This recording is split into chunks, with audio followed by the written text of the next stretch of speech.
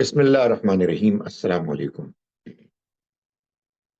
اگرچہ کہ آیت نمبر 33 سے سورہ نور کی سبق شروع ہونا ہے، لیکن میں تسلسل کو قائم رکھنے کے لیے آیت نمبر 32 سے ترجمہ شروع کر رہا ہوں۔ اعوذ باللہ من الشیطان الرجیم، بسم اللہ الرحمن الرحیم۔ وَأَنكِحُوا الْأَيَامَ مِنْكُمْ وَالصَّالِحِينَ مِنْ عِبَادِكُمْ، اور اے مسلمانوں یہ بھی ضروری ہے کہ تم میں سے جو لوگ مجرد ہیں، غیر شادی شدہ ہیں، تم ان کے نکاح کر دو۔ وہ جو بھی نیک لوگ ہیں ان کو بھی، اور وہ بھی کہ جو تمہارے غلام لونڈیاں ہیں ان کو بھی نکاح کے عقد میں لاؤ۔ ان یکونوا فقراء، اگر وہ ہوئے تنگ دست فقیر، یغنیہم اللہ من فضلہ، تو اللہ ان کو اپنے فضل سے غنی کر دے گا، ان کے حالات بہتر کر دے گا۔ واللہ واسع علیم، اور اللہ بڑی وسعت والا ہے، جاننے والا ہے۔ یہ سورہ نور میں اب وہ مقام آ رہا ہے جہاں اللہ تعالیٰ ابتدا میں اس بات کو بیان کرنے کے بعد کہ ایک مسلمان معاشرے میں زنا کاری کسی صورت بھی گوارا نہیں کی جائے گی۔ جو شخص، مرد ہو یا عورت، زنا کے ارتکاب میں ملوث ثابت ہو جائے گا اس کا جرم، تو اس کو 100 کوڑے کی سزا ملے گی۔ اور پھر اس کی مزید تفصیلات بیان کی۔ پھر وہ واقعہ بیان کیا کہ جس میں بعض لوگ اس جرم میں مبتلا ہو گئے کہ انہوں نے ایک پاک دامن خاتون کے بارے میں الزام تراشی کی، تہمت لگائی۔ اس کے بعد اللہ تعالیٰ نے یہ بتایا کہ کیسے تم جب خواتین اور مرد آپس میں انٹریکٹ کریں تو تمہیں کس طرح سے بہیو کرنا ہے، وہ کیا ایٹیکیٹ، وہ کیا ضوابط ہیں کہ جن کا تمہیں خیال رکھنا ہے۔ یہ سب بیان کرنے کے بعد اب اللہ تعالیٰ یہ مزید بیان فرما رہے ہیں کہ جہاں وہ اقدامات اور احتیاط ضروری ہیں زنا کاری سے بچنے کے لیے، وہاں یہ بھی ضروری ہے کہ تم اپنے اندر جو اہل ایمان ہیں، اگر وہ غیر شادی شدہ ہیں، چاہے وہ آزاد ہوں چاہے وہ غلام لونڈیاں ہوں، تم ان کے نکاح کر لو۔ اگر اس میں رکاوٹ کوئی دستی غربت ہے تو جان لو کہ اللہ تمہیں جو بھی تم میں سے یہ فیصلہ کریں گے ان کو غنی کر دے گا۔ ایک تو یہ کہ انسان کو جب ذمہ داری اٹھانی ہوتی ہے تو وہ پھر آگے بڑھ کر اس کے لیے کوشش بھی کرتا ہے، اور دوسرا اللہ تعالیٰ بھی اپنی مدد فرماتے ہیں۔ لیکن بہرحال ہر حال میں معاشرے کو گندگی سے بچانا ہے، لوگوں کو پاکیزہ رکھنا ہے، اور ان کو زناکاری سے، بے حیائی سے دور رکھنا ہے۔ وَلْيَسْتَعْفِفِ الَّذِينَ لَا يَجِدُونَ نِكَاحًا، اور وہ لوگ کہ جو نکاح کی ابھی استطاعت نہیں رکھتے، انہیں چاہیے کہ وہ اپنے آپ کو روکے رکھیں، ضبط کریں۔ حَتَّى يُغْنِيَهُمُ اللَّهُ مِنْ فَضْلِهِ، یہاں تک کہ اللہ ان کو اپنے فضل سے غنی نہ کر دے، اتنا مالدار نہ کر دے کہ وہ نکاح کو افورڈ کر سکیں۔ والذین یبتغون الکتاب مما ملکت ایمانکم فکاتبوہم ان علمتم فیہم خیرا، اور وہ لوگ کہ جو تم کو اپروچ کریں مکاتبت کے لیے، وہ غلام لونڈیاں کہ جو تمہیں مکاتبت کی غرض سے کہیں، تم سے بات کریں، تو فکاتبوہم مما ملکت ایمانکم، یعنی تمہارے غلام لونڈیوں میں سے، فکاتبوہم تو تم مکاتبت کرو، ان علمتم فیہم خیرا، اگر تم ان میں خیر پاؤ۔ یعنی مطلب یہ ہے کہ غلامی کو ختم کرنا ہے، اور یہ غلامی بھی ذریعہ بنتی ہے معاشرے میں گندگی کا. غلامی اس زمانے میں ایک مجبوری تھی، اور ایسی ہی مجبوری تھی جیسے آج کے دور میں مثال کے طور پر معیشت میں سود ایک مجبوری بن گیا. تو اس کو ختم کرنے میں اللہ تعالیٰ نے ایک تدریج کا راستہ اختیار کیا، اس لیے کہ اگر وہ فوراً سب کچھ ہو جاتا، یعنی اعلان کے ذریعے سے، تو اس سے زیادہ نقصان ہوتا، ان کے لیے بندوبست نہ ہوتا. جو غریب مرد تھے وہ بھک منگے بن جاتے، عورتوں کے ساتھ تو اور بھی زیادتی ہوتی. اس وجہ سے اللہ تعالیٰ نے ایک تدریج کا راستہ اختیار کر کے یہاں آ کے حکم دیا کہ اگر وہ تم سے مکاتبت کے لیے رجوع کریں. مکاتبت کا مطلب یہ ہے کہ لکھت پڑھت ہو جائے اس مقصد کے لیے کہ وہ لوگ کہ جو غلام لونڈیوں میں تم سے یہ کہیں کہ ہم کو یہ بتائیے کہ ہماری قیمت کیا ہے، ہم کو اسے کب تک ادا کرنا ہے، یا تو قیمت کی صورت میں، مال کی صورت میں، یا خدمت کی صورت میں، تو ہم آپ کی وہ ضرورت کو پورا کر دیں اور پھر آپ ہم کو آزاد کر دیں. اللہ تعالیٰ فرماتے ہیں کہ یہ تم کر لو، فکاتبوہم، یہ حکم دیا، یعنی جب وہ تم سے اس مقصد کے لیے رجوع کریں تو پھر تم لازماً یہ معاہدہ کر لو. اس کا مطلب یہ ہوا کہ یہ چیز اب ضروری ہو گئی کہ وہ غلام لونڈیاں کے جو اپنے اندر یہ صلاحیت رکھتے ہیں کہ وہ آزاد ہو کے اپنے پیروں پر کھڑے ہو جائیں اور وہ تم سے آ کر اس بات کا تقاضا کریں، تو تم پھر ان کے اس مطالبے کو پورا کر دو. ان علمتم فیہم خیرا، اگر تم ان میں خیر دیکھو، یعنی یہ نہ ہو کہ یہ محسوس ہو کہ ان کو آزاد کیا تو یہ معاشرے میں کوئی خرابی پھیلائیں گے. اچھے بھلے لوگ ہیں، ارادہ رکھتے ہیں کہ وہ معاشرے کا حصہ بنے ایک آزاد فرد کی حیثیت سے، تو تم لازماً ان کے ساتھ مکاتبت کر لو. یہ اللہ کا حکم. اور پھر اس کے بعد سورہ محمد کی آیت نمبر 4 میں یہ بات کہ جو جنگی قیدی ہیں ان کو تم اب غلام لونڈی نہیں بنا سکتے. یا تو تم ان کو قید کرنے کے بعد آزاد کر دو خوش دلی سے بغیر کچھ معاوضہ لیے، یا پھر کچھ ان سے فدیہ لے کے ان کو چھوڑ دو. اس سے اللہ تعالیٰ نے گویا کہ غلامی کا خاتمہ کر دیا تھیوریٹیکلی، یعنی جہاں تک قانون کا تعلق. اس کے نتیجے میں یہ ہوا کہ وہ لوگ کے جو جنگی قیدی بن کر غلام لونڈیاں بنتے تھے وہ سلسلہ بھی ختم ہو گیا، اور جو پہلے سے غلام لونڈی تھے ان کو اللہ تعالیٰ نے گویا کہ آزادی ان کے ہاتھ میں دے دی، اس کا پروانہ،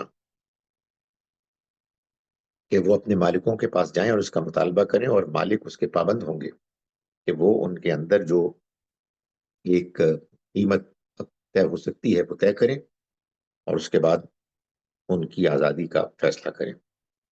فرمایا وَآتُوهُم مِّن مَّالِ اللَّهِ الَّذِي آتَاكُمْ، اور اس کے بعد اللہ تعالیٰ نے اپیل کی پورے معاشرے سے کہ دیکھو تم دو ان کو اس خاص مقصد کے لیے، تم ان کی مدد کرو اور ان کو دو اللہ کے اس مال میں سے کہ جو اس نے تم کو دیا.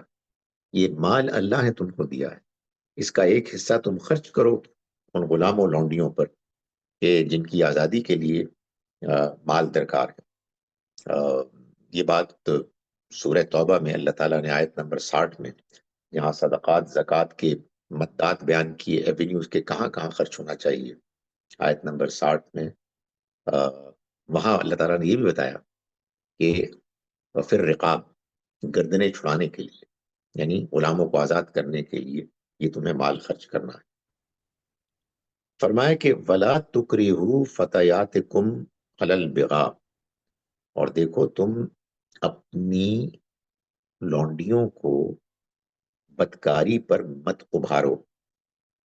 یہ لفظ استعمال ہوا ہے فتیات، یہ فتات کی جمع ہے، یہ آتا ہے لڑکی کے لیے، لڑکیوں کو. یہ بھی اللہ تعالیٰ نے جو غلاموں کے حالات بہتر کرنے کے لیے جو ایک تدریجی پروسیس، گریجول ایک پروسیس شروع کیا، اس کا حصہ تھا کہ ان کو بجائے اس کے کہ تم لونڈیاں کہو یا مردوں کو غلام کہو، ان کو لڑکیاں اور لڑکے کہو. یہ ظاہر ہے کہ ان کا ایک سٹیٹس بڑھانے کے لیے اللہ تعالیٰ نے اس بات کا تقاضا کیا، اور ساتھ ہی ساتھ یہ فرمایا کہ وہ خواتین کہ جو اپنے آپ کو پاک دامن رکھنا چاہتی ہیں، تم ان کو ذریعہ مت بناؤ آ، مال حاصل کرنے کے لیے ان کو پروسٹیٹیوٹس بنا کر۔ یہ وہ کام کرتے تھے، اور اللہ تعالیٰ نے اس سے بھی روک دیا، کیونکہ اب ایک گویا کہ مہم شروع ہو گئی تھی معاشرے میں کہ پورے معاشرے کو پاکیزہ بنانا ہے، اور یہ سورہ مبارکہ خاص طور پر اسی موضوع سے متعلق ہے۔ تو فرمایا کہ تم مت مجبور کرو ان اپنی لونڈیوں کو، لڑکیوں کو بدکاری پر، کہ جو ان اردنا تحسن، جو اگرچہ کہ پاک دامنی چاہتی ہیں، یعنی وہ پاک دامن ہونا چاہتی ہیں، وہ اس سے نفرت کرتی ہیں، اور تم ان کو مجبور کر رہے ہو۔ اس کا یہ مطلب نہیں ہے کہ جو پاک دامنی نہیں چاہتی ان کے ساتھ تم یہ کام کر سکتے ہو، نہیں، یہ تو اصل میں اس برائی کو، اس کی نوعیت کو، اس کے برے ہونے کی شدت کو بیان کیا گیا ہے کہ کتنی بے شرمی کی بات ہے، کتنا ظلم ہے، کتنی زیادتی ہے کہ وہ بیچاریاں کہ جو تمہارے کنٹرول میں ہیں، وہ چاہتی ہیں کہ پاک رہیں، اور تم ان کو زبردستی وہ کام کرا رہے ہو کہ جو تم جانتے ہو، سب جانتے ہیں کہ نہایت ہی گھٹیا گرا ہوا کام ہے۔ تو تم یہ ایسا مت کرو، لِتَبْتَغُوا عَرَضَ الْحَيَاةِ الدُّنْيَا، حیات دنیا، دنیا کی زندگی کا تھوڑا سا فائدہ حاصل کرنے کے لیے۔ یہ جو انداز ہے کہ اگرچہ کہ وہ خود پاک دامن رہنا چاہتی ہیں، یہ ایسے ہی ہے جیسے کہ اللہ تعالیٰ نے سورہ بنی اسرائیل میں فرمایا کہ لا تقتلوا اولادکم خشیۃ املاق، تم اپنی اولاد کو مفلسی کے ڈر کی وجہ سے قتل مت کرو۔ اس کا یہ مطلب نہیں ہے کہ اگر مفلسی کا ڈر نہ ہو، کوئی اور وجہ ہو، تو تم قتل کر سکتے ہو، نہیں، یہ اصل میں اولاد کو قتل کرنے کے گھنونے پن کو بیان کرنے کے لیے کہ کتنی عجیب بات ہے کہ تم اپنی اولاد کو مفلسی کے ڈر سے قتل کر رہے ہو۔ اور یہاں یہ بتایا گیا کہ تم ان کو اس بات پر مجبور کر رہے ہو کہ وہ بدکاری کریں، اگرچہ کہ وہ خود اپنے آپ کو پاک رکھنا چاہتی ہیں۔ سو یہ اس کی شناعت کو، اس کی برائی کو گویا کہ پرومیننٹ کر کے بیان کیا گیا۔ فرمایا وَمَن يُكْرِهُنَّ، اور جو کوئی ان کو مجبور کرے گا، فَإِنَّ اللَّهَ مِن بَعْدِ إِكْرَاهِهِنَّ غَفُورٌ رَحِيمٌ، تو اللہ ان کے اس اکراہ، اس مجبوراً، اس برے دھندے میں پھنسنے کے نتیجے میں ان کو معاف کرنے والا ہے، رحم کرنے والا ہے۔ یعنی مطلب یہ ہے کہ اللہ تعالیٰ کسی کو بھی ان برائیوں پر نہیں پکڑے گا کہ جو برائیاں انہوں نے اپنی آزادانہ مرضی سے نہیں کی، بلکہ مجبور ہو کر کی۔ اس کا یہ مطلب نہیں ہے کہ انسان مجبوری کو ہمیشہ اپنے لیے ایک آڑ بنا لے، لیکن اس کا یہ مطلب ضرور ہے کہ اگرچہ کہ انسان کو کوشش کرنی چاہیے کہ وہ ہر حال میں اپنے آپ کو ٹھیک رکھے، اپنے آپ کو پاکیزہ رکھے، اپنے آپ کو برائی سے بچائے، لیکن بعض حالات، بعض مجبوریاں ایسی ہوتی ہیں کہ جس میں انسان کے لیے بچنا آسان نہیں ہوتا، وہ مجبور ہو جاتا ہے کہ وہ برائی کرے۔ ایسے میں قرآن مجید نے اور مقامات پر یہ بھی بتایا کہ پھر اس میں رویہ یہ ہونا چاہیے کہ غیر باغن ولا عادن، جو برائی ہے، جیسے سور کا گوشت ہے، مردار کا گوشت ہے، غیر اللہ کے نام پر ذبح کیا گیا گوشت ہے، یا خون ہے، یہ حرام ہے۔ لیکن اگر کوئی مجبور ہو جائے اور بغیر شوق کے، اور بس اتنا کہ جتنا اس کی مجبوری کو دور کرنے کے لیے، اس کے فوری مسئلے کو حل کرنے کے لیے، جان بچانے کے لیے کافی ہے، بس اتنا اگر وہ کرے گا اختیار، تو اللہ معاف کرنے والا ہے۔ یہ مطلب نہیں ہے کہ اگر انسان کی مجبوری ہے تو اب اس مجبوری کے بعد وہ اس کو انجوائے کرنے لگے، اور وہ جتنا اس کے لیے پاسبل ہے اس سے وہ فائدہ اٹھائے۔ تو اللہ تعالیٰ نے یہاں ان خواتین کے بارے میں بھی یہ خوشخبری دی کہ یہ اپنی اس مجبوری کی وجہ سے جس مسئلے سے دوچار ہو چکی ہیں، اور وہ اپنے دل میں اس سے نفرت رکھتی ہیں، تو ایسے میں اللہ تعالیٰ ان کی اس برائی پر ان کو جواب دہ نہیں ٹھہرائے گا، ان کو سزا نہیں دے گا۔ اس سے یہ مسئلہ بڑا جو پیدا ہو جاتا ہے انسان کے ذہن میں، وہ اللہ تعالیٰ نے حل کر دیا کہ آخر وہ لوگ کہ جو برے ماحول میں رہتے ہیں، آخر وہ لوگ کہ جن کو صحیح بات صحیح طرح سے پہنچی نہیں ہے، ان کا کیا بنے گا؟ تو اللہ تعالیٰ نے یہ بات یہاں بھی اور جگہوں پر بھی اصولی طور پر واضح کر دیا کہ ہر انسان کو اس کے حالات کے مطابق اللہ تعالیٰ جواب دے ٹھہرائے گا۔ یہ دیکھے گا وہ کہ ان کی کتنی مجبوری تھی، وہ کتنا جانتے تھے، ان کی کتنی آمادگی تھی، ان کے اندر ان کی فطرت کی آواز میں جو اللہ نے ایک صحیح اور غلط میں امتیاز کرنے کی توفیق رکھی تھی، اس کو انہوں نے کتنا استعمال کیا، اپنی عقل کو کتنا استعمال کیا۔ سو ہر انسان جواب دہ ہے اللہ کے ہاں اپنے حالات کے لحاظ سے۔ یہی وہ بات ہے کہ جس کو سورہ اعراف میں آیت نمبر 42 میں اللہ تعالیٰ نے بیان فرمایا، یقیناً وہ لوگ کہ جو ایمان لائے، جنہوں نے نیک عمل کیے، وہی ہیں کہ جو جنت میں جائیں گے، جس میں وہ ہمیشہ رہیں گے۔ لیکن ہم کسی انسان سے اس کی استطاعت، اس کی کیپیسٹی سے زیادہ جواب دے اس کو نہیں ٹھہرائیں گے۔ فرمایا وَلَقَدْ أَنزَلْنَا إِلَيْكُمْ آيَاتٍ بَيِّنَاتٍ، اور ہم نے نازل کی تم پر بعض نشانیاں، بعض آیات، تنبیہات، ہدایات۔ وَمَثَلًا مِّنَ الَّذِينَ خَلَوْا مِن قَبْلِكُمْ، اور مثالیں ان لوگوں کی کہ جو تم سے پہلے ہو گزرے۔ وَمَوْعِظَةً لِّلْمُتَّقِينَ، اور ہم نے نازل کی نصیحت ڈرنے والوں کے لیے، اللہ سے ڈرنے والوں کے لیے۔ یہ مثالیں کیا ہیں؟ یہ مثالیں وہی ہیں کہ جن کا ذکر اب اگلی آیت میں اللہ تعالیٰ بیان فرما رہا ہے۔ فرمایا کہ اللہ نور السماوات والارض، یہ جو مثال پچھلے لوگوں کی بیان کی، اصل میں یہ ہے کہ اللہ زمین اور آسمانوں کی روشنی ہے، یعنی اللہ پر ایمان یہ ایک مثال ہے اس کی کہ وہ آسمانوں اور زمین کی روشنی ہے۔ یعنی مطلب یہ ہے کہ آپ اللہ کو جب مانتے ہیں صحیح طریقے سے، اس کی صفات کے ساتھ، آپ کے سامنے آپ کی زندگی اور آپ کی یہ دنیا روشن ہو جاتی ہے۔ آپ کو اپنی زندگی کا مقصد نصب العین سمجھ میں آنے لگتا ہے۔ اس میں ہونے والے واقعات، اس میں پیش آنے والے مسائل، یہ سب کچھ انسان کو محسوس ہو جاتا ہے کہ یہ کیوں ہے، اس کے پیچھے کیا حکمت ہے۔ اگر ہم انسان اللہ کو نہ مانے، صحیح طرح سے نہ مانے اس کی صفات کے ساتھ، تو پھر یہ دنیا کی زندگی ایک کھیل تماشا ہے، ایک مہمہ ہے، ایک پزل ہے۔ آدمی ذہنی طور پر پریشان رہے یا پھر آدمی جانوروں کی طرح اپنی خواہشات کا غلام بن جائے۔ لیکن جب انسان کو اللہ پر ایمان نصیب ہوتا ہے، صحیح ایمان، تو گویا کہ اس کو آسمانوں اور زمین کی روشنی مل جاتی ہے۔ آسمان اور زمین روشن ہو جاتے ہیں اللہ پر صحیح طرح سے ایمان لانے کے نتیجے میں۔ مثل نورہ کمشکات فیہا مصباح، اس کی اس روشنی کی مثال ایسی ہے جیسے ایک طاق ہو جس میں ایک چراغ ہو۔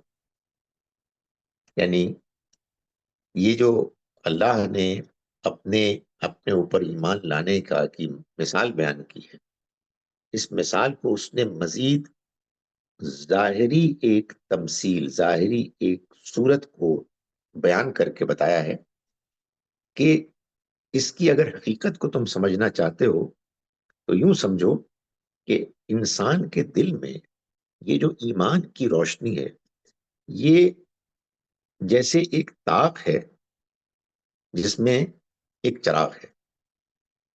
ایک طاق جیسے دیوار میں ہوتا ہے نش، اس کے اندر ایک چراغ ہے کہ جو موجود ہے۔ المصباح فی زجاجہ، اور یہ جو چراغ ہے یہ جیسے شیشے کے اندر ہے، یعنی وہ شیشے کے اندر اس کو سجایا گیا۔ الزجاجۃ کأنہا کوکب دری، اور وہ جو شیشہ ہے وہ ایسے ہے جیسے کہ ایک ستارہ ہے، کوکب دری چمکتا ہوا ستارہ، یوقد من شجرت مبارکت، یہ جو ستارہ ہے یہ روشن کیا جاتا ہے ایک درخت، مبارک درخت کے تیل سے. یعنی تیل کو یوں تو الفاظ میں بیان نہیں کیا گیا، زیتون کا ذکر ہے، اس کے درخت کا، اس کے پودے کا، مگر اس سے مراد یہی ہے کہ وہ جو ستارہ چمک رہا ہے، وہ جو چراغ ہے کہ جو شیشے کے اندر اس کو سجا کر گویا کہ اس کی روشنی ستارے کی مانند ہے، وہ چمکتا ہے. اور اس کو جو تیل سپلائی ہوتا ہے جس سے کہ وہ چمکتا ہے، ظاہر ہے کہ اس زمانے کی بات ہے کہ جب تیل ہی سے چراغ جلتے تھے، تو وہ جو تیل ہے وہ زیتون کا تیل ہے، اور وہ اتنا صاف تیل ہے کہ وہ ایک بابرکت درخت، زیتون کے بابرکت درخت سے وہ حاصل کیا گیا ہے. لا شرقیت ولا غربیہ، نو وہ نہ تو باغ کے جنگل کے مشرقی کنارے میں اور نہ مغربی کنارے میں، یعنی بالکل درمیان میں ہے. کیونکہ یہ جو کناروں پر درخت ہوتے ہیں یہ بھی کچھ دھوپ سے، کچھ آندھی طوفان سے متاثر ہو جاتے ہیں. ان کا پھل اس طرح سے صاف شفاف اور پیور نہیں ہوتا جیسا کہ درمیان کے درخت ہوتے ہیں جو ان اثرات سے بالکل پاک ہوتے ہیں، محفوظ ہوتے ہیں. اس سے یہ بھی ایک اشارہ ملا کہ یہ جو انسان کو صحیح ایمان ہدایت نصیب ہوتی ہے، یہ انسان سے جس عمل کا، رویے کا تقاضا کرتی ہے، یا جو رویہ انسان کے اندر اس طرح کا ایمان پیدا کرتا ہے، اصل میں ایک میانہ روی اور بیلنس کا رویہ ہے. نہ ایک طرف کی ایکسٹریم ہے، نہ دوسری طرف کی ایکسٹریم ہے. فرمایا یکاد زیتها یضیء ولو لم تمسسه نار، اور یہ جو اس کا تیل ہے، یعنی یہ زیتون کے درخت کا، یہ اتنا صاف ہے کہ گویا کہ آگ کے چھوئے بغیر ہی وہ بھڑک اٹھے گا. یعنی ویسے تو تیل آگ کو آگ کے چھونے کے نتیجے میں جلتا ہے، لیکن اس تیل کی صفائی اتنی ہے کہ وہ گویا کہ بغیر آگ کے چھوئے بھڑک اٹھتا ہے. اور فرمایا کہ اس کے بعد نور علی نور، روشنی پر روشنی. یعنی اگر آگ مل جائے تو کیا ہی کہنے، پھر تو وہ جو پہلے سے روشنی کا ایک پوٹینشل اس تیل میں بےتاب تھا، وہ اس آگ کے چھونے سے مزید روشنی پیدا کرتا ہے. یہ گویا کہ بتایا جا رہا ہے کہ یہ انسان کے اندر جو فطرت ہے، جس کو کہ اس تمثیل میں اس تیل سے مشابہ قرار دیا ہے، یہ فطرت اگر پاک صاف ہے تو گویا کہ یہ بےتاب ہوتی ہے اس روشنی کی کہ جو اس کو آ کے روشن کر دیتی، اس کے اندر آگ بھڑکا دیتی ہے.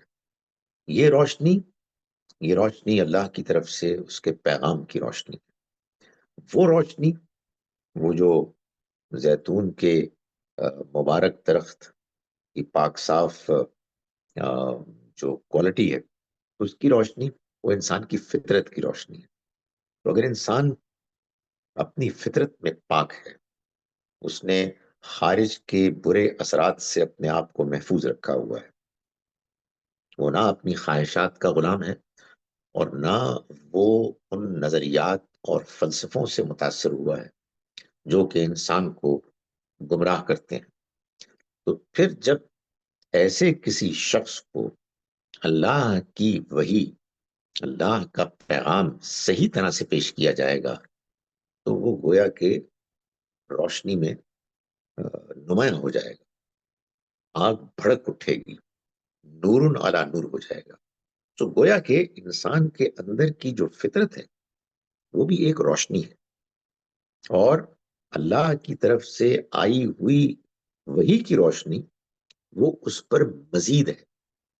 وہ روشنی اسی وقت نمایاں ہو کر اپنے جوہر دکھائے گی جبکہ اندر کی روشنی موجود ہو، صاف شفاف ہو۔ جیسے ہمارے ہاں آج کل سردیوں کے زمانے میں وہ گیزر جلایا کرتے ہیں تو اس میں ایک پائلٹ فلیم ہوتا ہے، اس پائلٹ فلیم کو جب گیس پہنچائی جائے، اس کے قریب لائی جائے تو پھر آگ جلتی ہے۔ لیکن اگر وہ پائلٹ فلیم موجود ہی نہیں ہے اور کوئی وجہ سے ہے کہ جس کی وجہ سے خراب ہو گیا ہے، تو پھر آپ کتنی بھی گیس اس کے سامنے لائیں، اس کو پہنچائیں، اس سے کوئی روشنی نہیں۔ یہی حال انسان کا ہے۔ انسان کی اگر فطرت ناپاک ہے، وہ کسی وجہ سے اس قدر بری طرح سے متاثر ہو گئی ہے کہ اس کے سدھرنے کے امکانات بہت کم ہیں، تو پھر آپ اس کو جو جو چاہیں دکھائیں، قرآن سکھائیں، اللہ کا پیغام پہنچائیں، اللہ کی باتیں پہنچائیں، اس کو کوئی اثر نہیں ہوگا۔ یہی وجہ ہے کہ آپ دیکھیں کہ قرآن مجید میں اللہ تعالیٰ نے بعض پیغمبروں کی دعوت تو اس طرح سے بیان کی کہ انہوں نے پیغام پہنچایا اور توحید کا پیغام پہنچایا، آخرت کا پیغام پہنچایا، اور یہ بتایا کہ وہ لوگ تکبر میں مبتلا ہوئے، وہ لوگ شرک میں مبتلا تھے اور انہوں نے بات نہ مانی۔ لیکن لوط اور شعیب علیہ السلام کی قوم کو جب اللہ تعالیٰ نے بتایا کہ ان کے پیغمبروں نے دعوت دی، تو ایک قوم ایسی گندگی میں ملوث تھی کہ جو اخلاقی طور پر بالکل یعنی گری ہوئی حرکت تھی، اور دوسری جانب جو شعیب علیہ السلام کی قوم تھی وہ کاروبار میں جو فراڈ ہے، دھوکہ ہے، زیادتی ہے، اس کی گندگی میں ملوث تھی۔ ان دونوں پیغمبروں کے جو حالات ہیں ان کی قوموں کے، اس میں اس کو نمایاں کیا گیا ہے۔ معلوم یہ ہوا کہ انسان کے اندر اس کی فطرت کو ناپاک کرنے کے لیے کوئی بھی وجہ ہو، وہ اصل میں انسان کو اندر سے ایسا ناپاک کر دیتی ہے کہ اس کے بعد جو خارج کی روشنی ہے، اللہ کی وحی کی روشنی، وہ پھر اس کو متاثر نہیں کر پاتی۔ یہاں یہ فرمایا گیا کہ نور علی نور، روشنی پر روشنی، یعنی گویا کہ یہ بتایا جا رہا ہے کہ ان کے لیے اللہ تعالیٰ نے جو یہ اہتمام کیا کہ ان کے پاس اللہ کی وحی کی روشنی آئے، تو وہ جو ان کے اندر کی فطرت کی پاکیزگی کی روشنی تھی، وہ روشنی اس نے اس کو پکڑ لیا، وہ اس کے ساتھ مل کر روشنی پر روشنی ہو گئی۔ فرمایا کہ یہد اللہ لنورہ من یشاء، اللہ ہدایت دیتا ہے اپنی روشنی کے لیے جس کو چاہتا ہے، یعنی یہ روشنی، اپنی اس روشنی کی ہدایت اللہ بخشتا ہے جس کو چاہتا ہے، جس کو چاہتا ہے یعنی جو اس کے قانون کے مطابق اس کی روشنی کو ڈیزرو کرتے ہیں۔ اللہ کا چاہنا کوئی الٹپ، ایکسیڈنٹل، رینڈم چاہنا نہیں ہوتا، بلکہ اس کا چاہنا تمام خارج کے دوسرے پریشرز اور اثرات سے بالکل آزاد، پیور میرٹ پر ہوتا ہے۔ اس کے پیش نظر کہ جس کے بارے میں فیصلہ کیا جا رہا ہے وہ کتنا انٹرسٹڈ ہے، اس میں کتنی دلچسپی ہے، کتنا وہ بےتاب ہے۔ تو فرمایا کہ یہ جو روشنی ملتی ہے، یہ تو روشنی اللہ ہی دیتا ہے۔ وہ اپنی اس روشنی کی طرف رہنمائی کرتا ہے، ہدایت دیتا ہے جس کو چاہتا ہے۔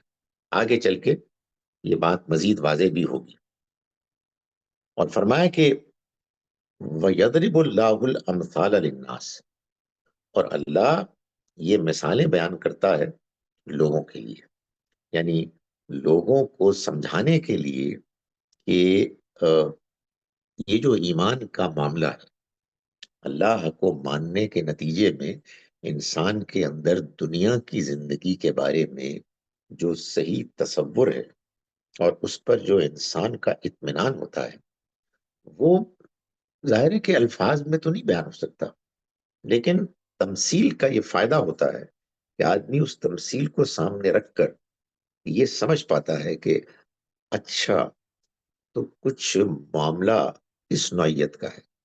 اب کچھ صورتحال زیادہ واضح ہوئی کہ ایک ہمارے اندر فطرت کا تیل ہے، ایک خارج سے اللہ کی طرف سے روشنی ہے، وہ روشنی اصل میں اس اندر کے تیل کی صلاحیت، کوالٹی، پاکیزگی کی بنیاد ہی پر اثر کرے گی، اور جب وہ روشن ہو جائے گا سب ماحول، تو پھر وہ ایک چراغ ہوگا، وہ چراغ جو ہے وہ تاپ میں ہوگا، اور وہ اس کے ارد گرد شیشہ ہوگا، اور وہ روشن کر دے گا سب چیز کو۔ گویا کہ زندگی میں ایک اطمینان ہوگا، زندگی میں ایک ٹھہراؤ ہوگا، انسان یہ جان لے گا کہ اس کا بنانے والا کون ہے، اس نے اسے کیوں بنایا ہے، اس کی منزل کیا ہے، دنیا میں اس کو کیا کرنا ہے، مسائل کو اسے کیسے فیس کرنا ہے۔ تو فرمایا کہ یہ ہدایت، یہ روشنی اللہ دیتا ہے جن کو چاہتا ہے، اور یہ مثالیں وہ بیان کرتا ہے لوگوں کے لیے، لوگوں کو سمجھانے کے لیے۔ واللہ بکل شیء علیم، اور اللہ ہر چیز کا جاننے والا ہے، یعنی اللہ کو ظاہر ہے خود کسی چیز کی ضرورت نہیں، وہ تو دوسروں کو سمجھاتا ہے، اور وہ یہ بھی جانتا ہے کہ یہ مثالوں کے ذریعے سے سمجھانا یہ لوگوں کے لیے ایک مفید اور مؤثر ذریعہ بن سکتا ہے۔ فی بیوت اذن اللہ ان ترفع ویذکر فیہا اسمہ، اب یہ جو طاق ہے جس میں یہ چراغ ہے، جس میں شیشہ ہے اور پھر وہ ستارے کی طرح روشن ہوتا ہے، یہ کہاں پایا جاتا ہے؟ یعنی یہ لوگ کہاں ہوتے ہیں؟ فرمایا کہ فی بیوتن، یہ ان گھروں میں ہے، اذن اللہ، جن کے بارے میں اللہ نے حکم دیا، ان ترفع، کہ ان کو تعمیر کیا جائے، وَيُذْكَرَ فِيهَا اسْمُهُ، اور ان میں اس کا نام لیا جائے، اس کے نام کا ذکر کیا جائے۔ یعنی مطلب یہ ہے کہ اگر یہ ایمان کی روشنی سے چمکتا ہوا ستارہ تم دیکھنا چاہتے ہو کہ وہ کہاں ہے، یہ کہاں پائے جاتے ہیں، تو تم یہ دیکھو گے کہ یہ ان گھروں میں ہوتے ہیں جن کے بارے میں اللہ نے حکم دیا کہ ان کو بلند کیا جائے۔ یہ وہی طرفہ ہے کہ یہ جو سورہ بقرہ میں اللہ تعالیٰ نے فرمایا کہ وَإِذْ يَرْفَعُ، اور جب یاد کرو کہ بلند کر رہے تھے گھر کی بنیاد ابراہیم اور اسماعیل، قواعد من البیت ابراہیم، وَإِذْ يَرْفَعُ ابراہیم قواعد من البیت و اسماعیل، تو یہ جو اللہ نے حکم دیا اللہ کے گھر بیت اللہ خانہ کعبہ کو بلند کرنے کا، اور وہاں فلسطین میں بیت المقدس کو، اور پھر اس کے بعد اور مزید گھر ہیں کہ جو انہی کے طرز پر بنے، ان کی جانب رخ کیا تمام اللہ والوں نے، نماز پڑھنے والوں نے۔ تو یہ وہ گھر ہیں جن میں کہ انسان جب جاتے ہیں تو انہیں یہ روشنی ملتی ہے، یہ روشنی مزید نکھرتی ہے، نمایاں ہوتی ہے۔ فرمایا کہ یسبح لہ فیہا بالغدو والآصال، اس میں تسبیح کرتے ہیں اس کی، ہر عیب سے پاک قرار دیتے ہیں اس میں صبح و شام، یعنی اللہ کا ذکر جاری رہتا ہے۔ کون اس کی تسبیح کرتے ہیں صبح و شام؟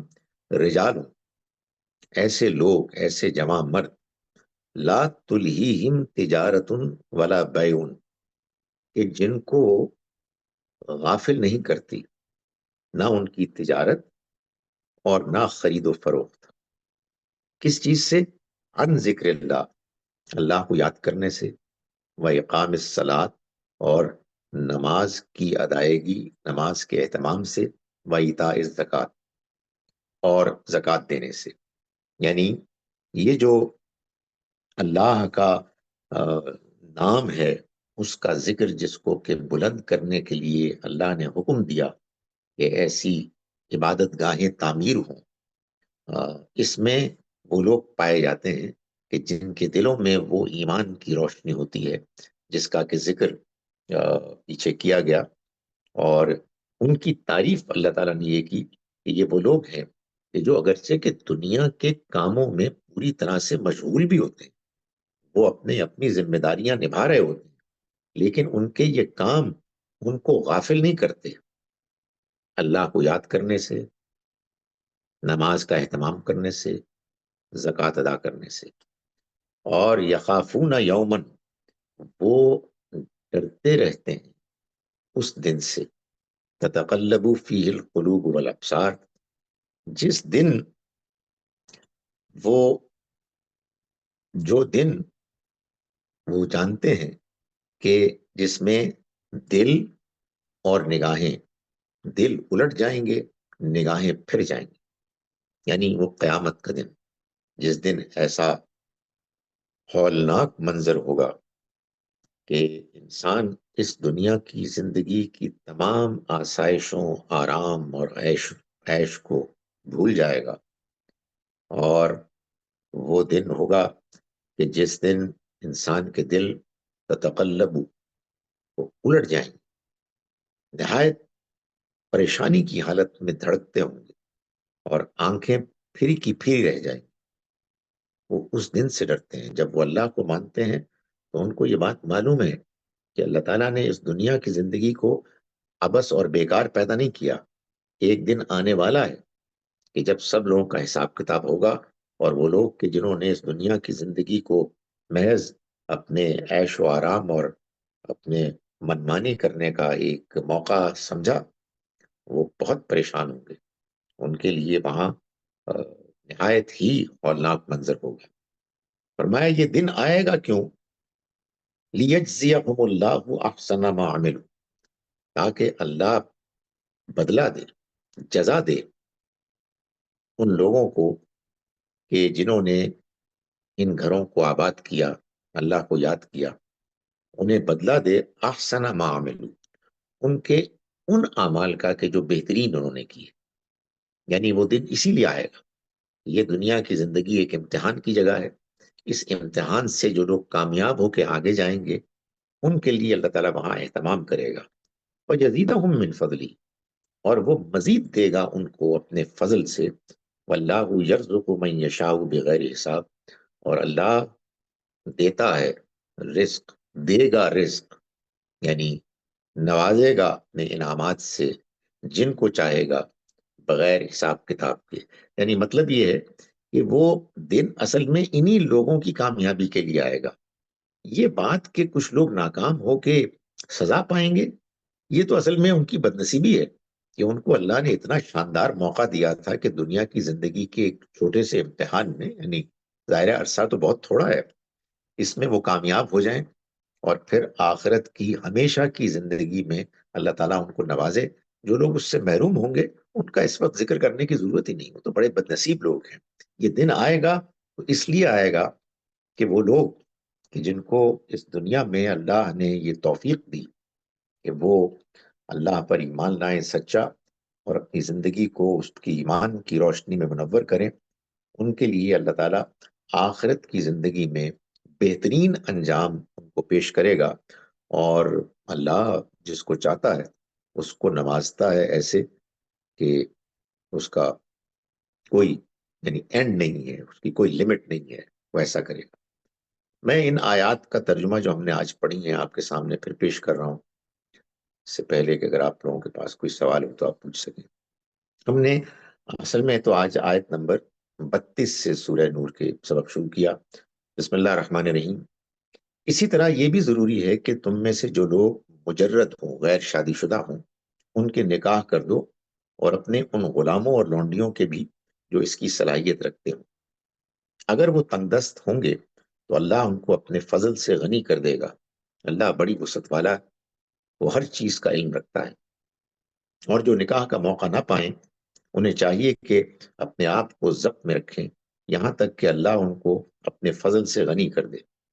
اور تمہارے مملوکوں میں سے جو مکاتبت چاہیں ان سے مکاتبت کر لو، اگر تم ان میں بہتری پاؤ، تاکہ وہ بھی پاکیزگی میں آگے بڑھیں۔ اور اس کے لیے اگر ضرورت ہو تو مسلمانوں، انہیں اس مال میں سے دو جو اللہ نے تمہیں عطا فرمایا ہے، اور محض اس لیے کہ دنیاوی زندگی کا کچھ فائدہ تمہیں حاصل ہو جائے، اپنی لونڈیوں کو پیشے پر مجبور نہ کرو جبکہ وہ پاک دامن رہنا چاہتی ہوں۔ اور جو انہیں مجبور کرے گا تو اس کا گناہ اسی پر ہے، اس لیے کہ ان پر اس جبر کے بعد اللہ ان کے لیے غفور الرحیم ہے۔ ہم نے تمہاری طرف اے پیغمبر یہ کھول کھول کر بتانے والی آیتیں اتار دی، اور ان لوگوں کی تمثیل بھی جو تم سے پہلے گزرے ہیں، اور خدا سے ڈرنے والوں کے لیے یہ معزت بھی ہے۔ تمثیل یہ ہے کہ اللہ زمین اور آسمانوں کی روشنی ہے۔ انسان کے دل میں اس کی اس روشنی کی مثال ایسی ہے جیسے ایک طاق جس میں ایک چراغ ہے۔ چراغ شیشے کے اندر ہے، شیشہ ایسا ہے جیسے ایک چمکتا ہوا تارا۔ وہ زیتون کے ایسے شاداب درخت کے تیل سے روشن کیا جاتا ہے جو نہ شرقی ہے نہ غربی۔ اس کا تیل ایسا شفاف ہے کہ گویا آگ کے چھوئے بغیر ہی بھڑک اٹھے گا۔ روشنی کے اوپر روشنی، اللہ جس کو چاہتا ہے اپنی اس روشنی کی ہدایت بخشتا ہے۔ اللہ یہ تمثیلیں لوگوں کی رہنمائی کے لیے بیان فرماتا ہے، اور اللہ ہر چیز سے واقف ہے۔ یہ طاق ان گھروں میں ہیں جن کی نسبت اللہ نے حکم دیا کہ تعمیر کیے جائیں اور ان میں اس کے نام کا ذکر کیا جائے۔ ان میں وہ مردان حق صبح و شام اس کی تسبیح کرتے ہیں، جن کو تجارت اور خرید و فروخت اللہ کی یاد اور نماز کے اہتمام اور زکوٰۃ کے ادا کرنے سے غافل نہیں کرتی۔ وہ اس دن سے ڈرتے رہتے ہیں جس میں دل الٹیں گے اور آنکھیں پھری کی پھری رہ جائیں گی، کہ اللہ ان کے عمل کا بہترین بدلہ انہیں دے اور ان کو اپنے فضل سے مزید نوازے۔ اللہ جس کو چاہے گا بغیر حساب کے عطا فرمائے گا۔ اگر کسی کا سوال ہے تو آپ ہینڈ ریز کریں اور پوچھیے۔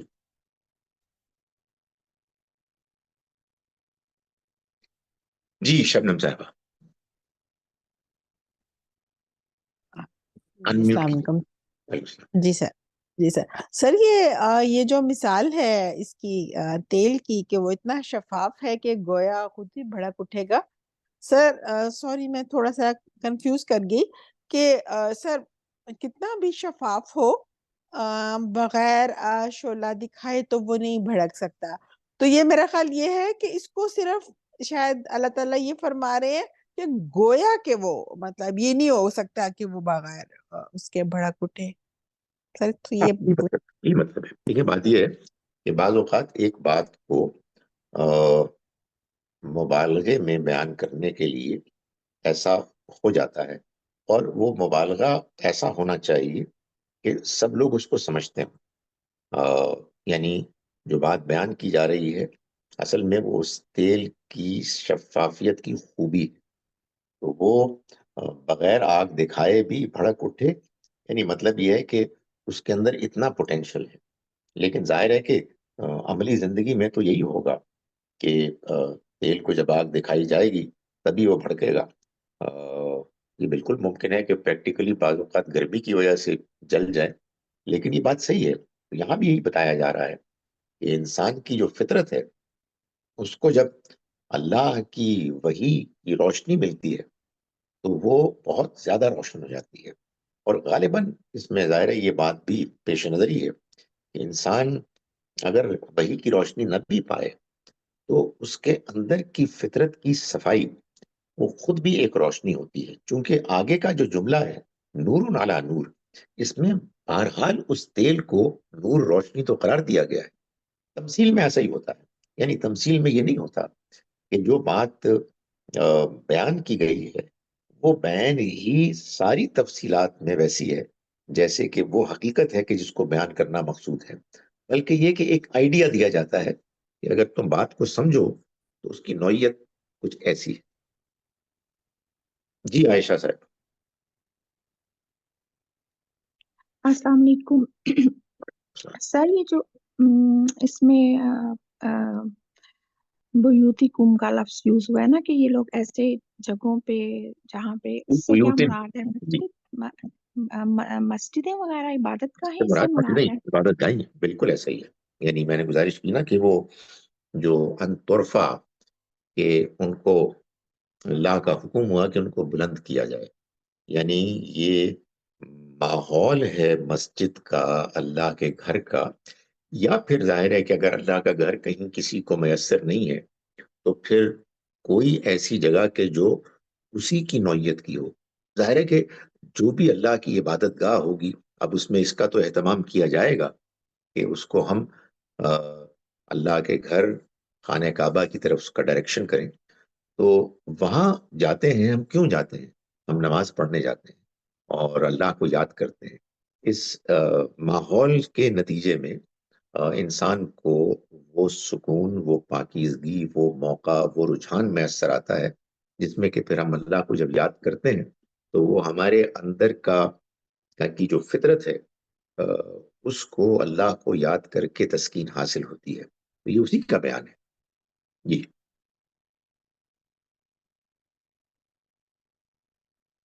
جی شبنم صاحبہ۔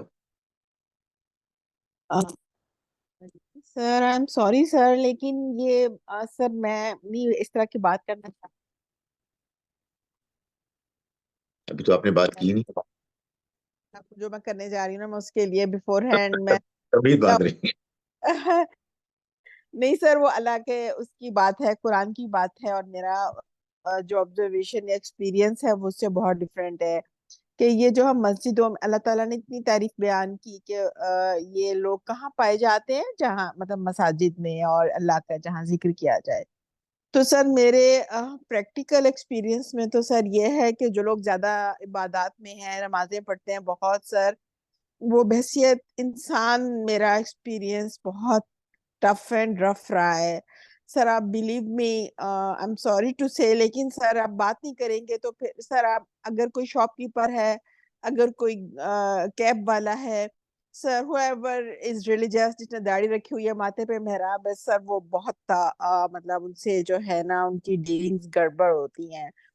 تو سر یہ پھر ظاہر خرابی دین میں تو نہیں ہے، ہمارے اندر ہے، لیکن سر یہ ریشو جو ہے نا اچھے انسان کا، وہ معاملات میں اور عبادات میں جو لوگ زیادہ ہیں ان کا ریشو جو ہے نا عبادات والوں کا بہت کم ہے۔ تو سر یہ تھوڑا سا پلیز بتائیں۔ عائشہ صاحب آپ نے ہاتھ ذرا ڈراپ کر دیں، پھر اگر دوبارہ آپ کو کرنا ہو پھر دوبارہ اٹھا لیجیے گا۔ دیکھیے جی سر، میں دوبارہ گزارش یہ ہے کہ یہ جو کچھ بیان ہوا ہے یہ ظاہر ہے کہ ایک آئیڈیل ماحول کا بیان ہے۔ اللہ تعالیٰ یہ فرماتے ہیں کہ انسان کے اندر جو ایمان ہے یا ایمان کا پوٹینشل ہے، اس میں اللہ کی یاد کے نتیجے میں یہ روشنی اپنی اصل حقیقت میں جہاں نمایاں ہوتی ہے، وہ گھر ہیں کہ جن کے بارے میں یہ حکم دیا گیا ہے۔ گویا کہ اللہ تعالیٰ ایک انسینٹو بھی دے رہے ہیں، ایک ڈائریکشن دے رہے ہیں کہ اللہ کے گھروں میں جا کر اس کو یاد کرو، اور اس یاد کے نتیجے میں اپنے اندر اس اصل حقیقی ایمان کو ڈسکور کرو اور اس سے تم روشنی حاصل کرو۔ یہ بات اپنی جگہ پر ہے جو آپ نے ٹھیک فرمائی ہے کہ ہمارے ہاں دین کی پریزنٹیشن اور انڈرسٹینڈنگ اتنی زیادہ کرپٹڈ ہے کہ اس کے نتیجے میں لوگ بس ان چیزوں کو جانتے اور سنتے ہیں کہ جس سے ان کو کوئی اپنا فائدہ نظر آ رہا۔ ہمارے ہاں یہ ماحول پیدا ہوا ہے اس وجہ سے کہ اللہ کے دین کو قرآن مجید کی روشنی میں صحیح طرح سے پیش نہیں کیا گیا۔ ہوا یہ ہے کہ ہم لوگ مسلمان پیدا ہوئے. مسلمان پیدا ہونا، میں آپ سے گزارش کروں، کچھ بھی نہیں. مسلمان پیدا ہونا امتحان کی ایک نوعیت ہے. یہ وہ نوعیت ہے امتحان کی کہ جس میں یا آپ کامیاب ہوں گے یا آپ ناکام ہوں گے.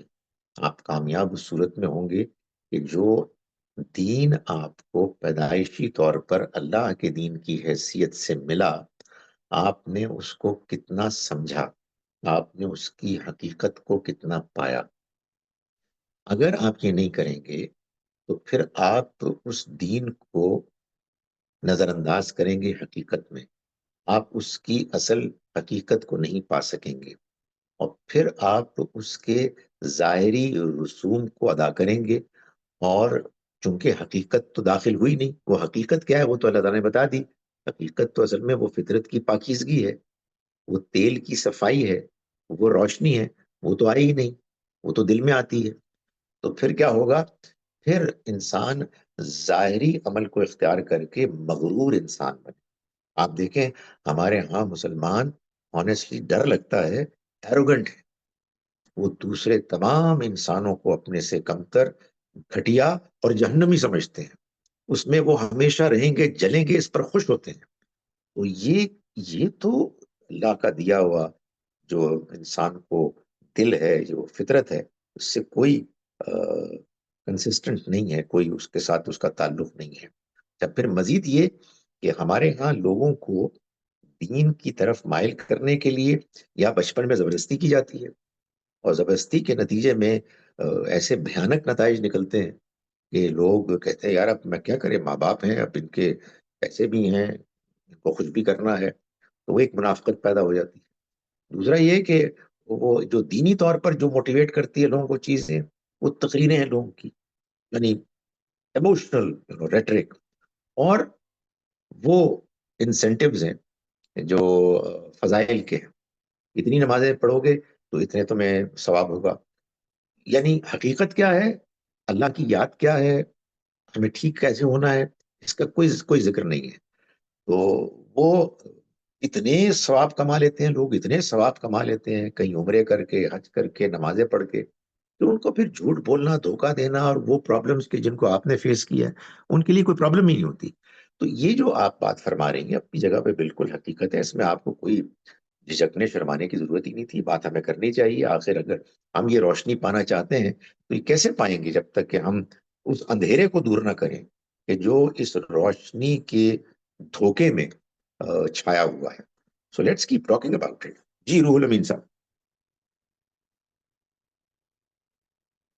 روح الامین صاحب پہلے آپ کو انمیوٹ کرنا ہوگا، اندھیرے کو نکالنا ہوگا روشنی کو حاصل کرنے کے لیے.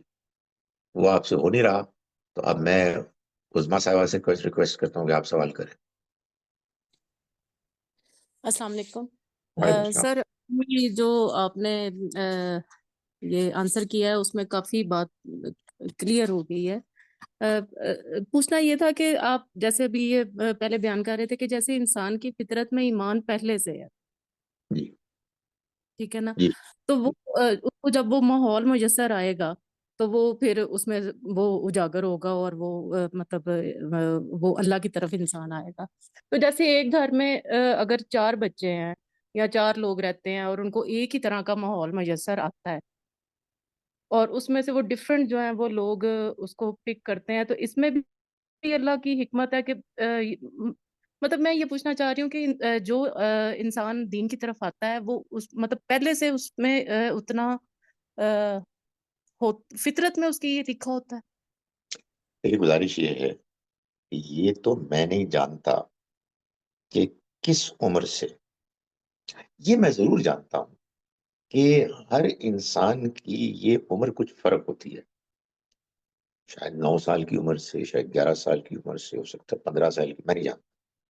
لیکن ایک عمر ہوتی ہے کہ جس کے بعد انسان حقیقت میں انڈیپینڈنٹ ہو جاتا ہے، تھوڑا یا زیادہ، آہستہ آہستہ پھر وہ بڑھتا ہے. اس عمر کے بعد انسان اپنے فیصلے کرتا ہے، اپنی مرضی سے غلط یا صحیح، غلط یا صحیح میں کہہ رہا ہوں اخلاق کے لحاظ سے، وہ ڈیسیشنز لیتا ہے. یہ جو اس کے ڈیسیشنز ہیں اگر وہ ٹھیک لیتا ہے تو اس کے اندر پیدائشی طور پر جو فطرت کی پاکیزگی کا پوٹینشل ہے وہ پاک ہونے لگتا ہے اور مزید صاف ہوتا ہے. اور اگر وہ غلط فیصلے کرتا ہے اور اس میں کوئی ماں باپ نہیں ہوتے، کوئی نہیں ہوتا، یہی تو اصل میں امتحان ہے جو ہمیں سمجھنا چاہیے. ہر انسان ایک بالکل آزاد اور خود مختار ایک پرسنالٹی لے کے آیا ہے. وہ اس کے فیصلے کرتا ہے چاہے جڑواں بھائی کیوں نہ ہو، تو وہ الگ الگ فیصلے کرتے ہیں. اور ان فیصلوں کو یہی تو اللہ تعالیٰ کہتا ہے کہ اللہ جانتا ہے. اللہ ہے جو ہدایت دیتا ہے جس کو چاہتا ہے. کیوں؟ اس لیے کہ وہ جانتا ہے کہ کس نے کیا فیصلہ کیا. اس کے نتیجے میں پھر یا لوگ ہدایت کی طرف جاتے ہیں یا لوگ گمراہی کی طرف جاتے ہیں. جی جناب ابو الامین صاحب، آپ کو کامیابی ہو گئی. جی السلام علیکم سر. السلام. سر سوال یہ ہے، یہ زکوٰۃ، صلاۃ اور زکوٰۃ جی. قرآن مجید میں جگہ جگہ اکٹھے آئے ہیں، تو سر یہ میرے ذہن میں کبھی کبھی یہ سوال آتا ہے کہ صلاۃ سے مراد نیکی تو نہیں ہے؟ لیکن گزارش یہ ہے کہ ساری نیکیاں اللہ کے دین میں مطلوب ہیں، لیکن اللہ تعالیٰ کے دین کو جب قرآن مجید میں بیان کیا جائے گا تو ہر جگہ اس کی تفصیل تو نہیں بیان کی جائے گی نا. اصولی باتیں بتا دی جائیں گی اور تفصیلات بھی بتا دی جائے گی، لیکن ایک چیز ہوتی ہے بالکل سمرائزڈ ورژن، اس کی بھی ضرورت ہوتی ہے. وہ جو سمرائزڈ ورژن ہے نا اللہ کے دین کا، وہ یہ ہے کہ اس دنیا میں آپ رہیں ایسے کہ آپ حقوق ادا کرنے والے بن جائیں. کس کے حقوق ادا کرنے والے؟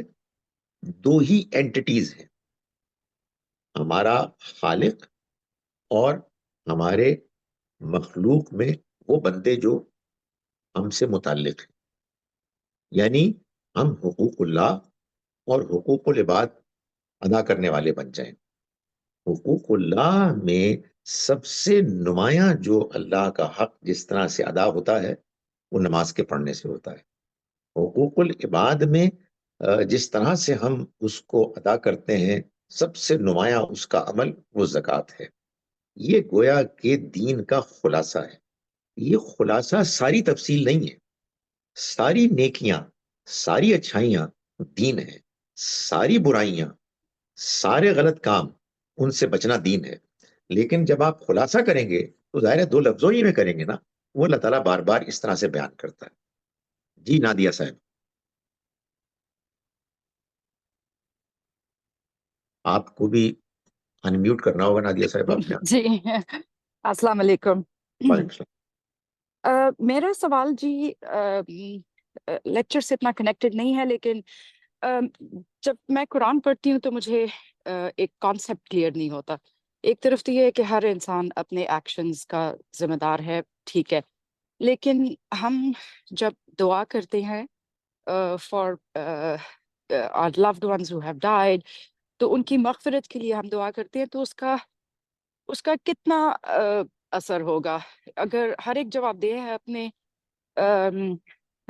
ایکشنز کے لیے، تو پھر یہ مغفرت کی دعا کا کس حد تک اس کا اثر ہے؟ اینڈ دوسرا میں نے یہ پوچھنا تھا کہ یہ ہم اکثر کلچرلی ہم نفل کرتے ہیں اپنے پیرنٹس کے لیے، یا جو بھی جس کوئی بھی لوڈ ون کی ڈیتھ کے بعد، تو یہ نفل کرنا، اور نفل سے پہلے مجھے تو یہ سکھایا گیا ہے کہ ہم کہہ دیتے ہیں کہ یہ اس کا ثواب اس کی روح کو بخش دے. تو اس طرح سے جب میں کہتی ہوں تو یہ واقعی ان کے کھاتے میں لکھا جاتا ہے یا نہیں؟ Thank you. دیکھیں، ایک ہوتا ہے نا دنیا میں، آپ مثال کے طور پر کوئی آپ نے پکچر بنانی ہے کسی شخص کی تصویر، تو ایک تو اس کا ہیولا ہے، اس کے فیچرز ہیں، وہ تو اصل ہے کہ ایسا لگتا ہے. لیکن ظاہر ہے کہ وہ اس کے کچھ رنگ ہے، اس میں کچھ بناؤ سنگھار آپ کریں گے تو اس کے بغیر پکچر کمپلیٹ نہیں ہوتی. تو زندگی کے معاملے میں بھی اللہ تعالیٰ نے جو کچھ بات بیان کی ہے وہ اپنے اصول میں تو یہ ہے کہ ہر انسان کو اس کے کیے کا نتیجہ دیکھنا ہے، اچھا یا برا. اسی کے لحاظ سے، اس کی پرفارمنس کے لحاظ سے اللہ تعالیٰ فیصلہ فرمائیں گے. لیکن کچھ اس کے علاوہ بھی تو ہے نا، اور وہ یہ ہے کہ اللہ یہ چاہتے ہیں کہ ہم انسانوں کے ساتھ تعلق رکھیں، ہمارے ایک دوسرے کے ساتھ ہمدردی کے جذبات ہوں. تو اللہ تعالیٰ یہ چاہتے ہیں کہ دنیا میں بھی اور دنیا کے بعد بھی ہم اپنے اس تعلق کا اظہار دعا کے ذریعے سے، اللہ کے حضور میں ریکویسٹ کے ذریعے سے ان کے بارے میں کریں. اچھا، ان کو کوئی فائدہ ہوتا ہے نہیں ہوتا یہ اللہ کا فیصلہ ہے، لیکن اللہ کے فیصلے کے بارے میں ہم یہ جانتے ہیں کہ معاملہ کچھ یوں نہیں ہوتا کہ ہر وقت ہر جگہ کچھ بلیک اینڈ وائٹ ہوتا ہے. بعض مارجنل کیسز ہوتے ہیں، بعض اوقات یہ ہے کہ بعض چیزوں کے بارے میں اللہ نے فیصلہ کرنا ہوتا ہے مگر وہ 19-20 کا کچھ ہوتا ہے معاملہ. اللہ کی رحمت کا تقاضا ہوتا ہے کہ بچ جائے، یہ معاف کر دیا جائے. اللہ تعالیٰ ایسے موقعوں پر لوگوں کی دعاؤں کو اکوموڈیٹ کرتے ہیں، ان کی دعاؤں کو یہ حیثیت دینے کے لیے کہ ان کو اللہ کی طرف سے قبولیت کا شرف حاصل ہوا. یہی سفارش ہے، یہی شفاعت ہے کہ جو پیغمبروں کی اور دوسرے اچھے لوگوں کی طرف سے ہوگی کہ اگر کوئی گنجائش ہوگی تو اللہ تعالیٰ اس گنجائش کو اس گنجائش کے لیے اکوموڈیٹ کریں گے دعاؤں کو. اسی طرح سے کسی کا کوئی نیکی کا عمل ہوگا، وہ ہوگا آرڈنری لیول کا، اللہ کی رحمت کا تقاضا ہوگا کہ یہ آرڈنری سے بڑھ جائے، اس میں بھی وہ دعاؤں کو اکوموڈیٹ کرے گا. تو دعائیں ہمیں کرنی ہیں، اور ظاہر ہے کہ یہ ہمارے تعلق کا تقاضا بھی ہے اور اللہ تعالیٰ کو یہ بات پسند بھی ہے. لیکن وہ کام نہیں کرنا جو آپ نے سوال کے دوسرے حصے میں کیا کہ ہم ان کے لیے نفل پڑھنا شروع کر دیں. کیوں پڑھنا شروع کر دیں بھائی؟ بات یہ ہے کہ اللہ تعالیٰ نے بتایا ہے کہ انسان کے کوئی چیز کام نہیں آئے گی سوائے اس کے کہ جو اس نے خود کی ہو. نماز آپ نے پڑھی ہے تو اس کا ثواب کسی اور کو کیوں ملے؟ آپ نماز پڑھیں اور پھر ان کے لیے دعا کریں. دعا کی گنجائش اللہ نے رکھی ہے، اس کے علاوہ کسی اور چیز کی اس نے گنجائش نہیں رکھی. یہ معاملہ ہے. تو ہم انشاءاللہ اس کو جاری رکھیں گے اب اگلے چند دنوں تک اسی طرح سے ریگولر. السلام علیکم ورحمۃ اللہ وبرکاتہ.